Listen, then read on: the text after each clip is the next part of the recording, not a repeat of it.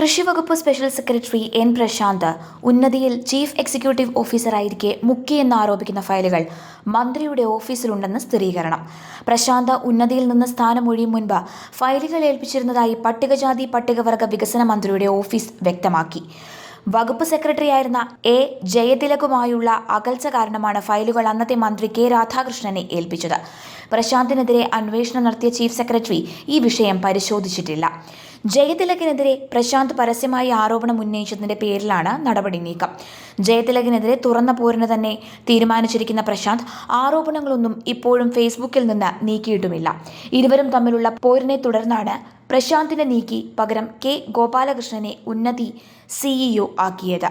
പിന്നാലെ ജയതിലകും ഗോപാലകൃഷ്ണനും ചേർന്ന് താൻ ഫയൽ മുക്കിയെന്ന റിപ്പോർട്ട് തയ്യാറാക്കി മുഖ്യമന്ത്രിക്ക് നൽകി എന്നാണ് പ്രശാന്തിന്റെ ആരോപണം.